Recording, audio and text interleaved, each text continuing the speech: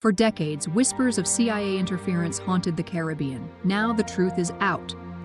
President Donald Trump has just declassified secret files, and what they reveal about CIA operations in the Caribbean will leave you stunned. The newly released JFK files confirm what many suspected for years.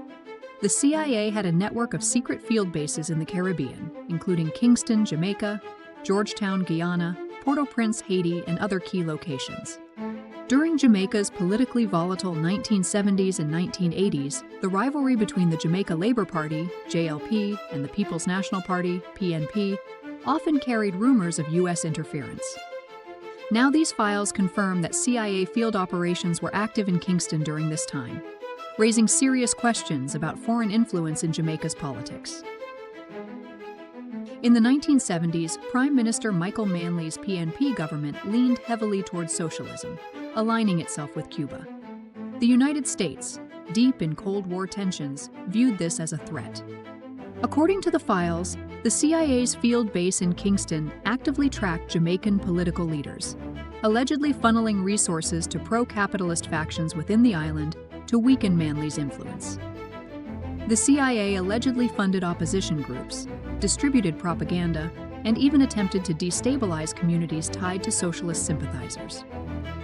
One document reveals the existence of a CIA operative codenamed Awana-1, who successfully infiltrated networks across the region. Amphoana-1 reportedly built a web of over 20 informants, sending intelligence back to Washington in over 50 detailed reports. The CIA's surveillance stretched across multiple islands, reinforcing the U.S.'s determination to monitor any potential communist influence in the region. But the CIA's involvement may have escalated violence in Jamaica.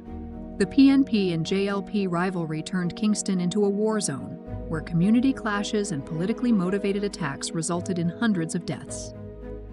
The CIA's influence destabilized local politics, deepened divisions, and may have even shifted election outcomes.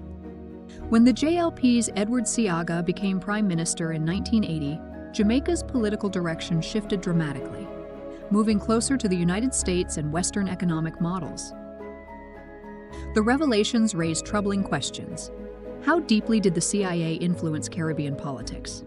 Were some Caribbean leaders targeted for supporting socialism or independence?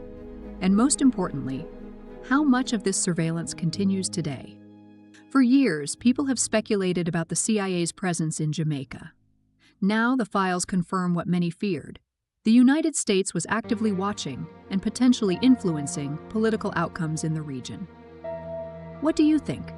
Was the CIA responsible for shaping Jamaica's political history? Let us know your thoughts in the comments, and don't forget to like, share, and subscribe for more shocking revelations.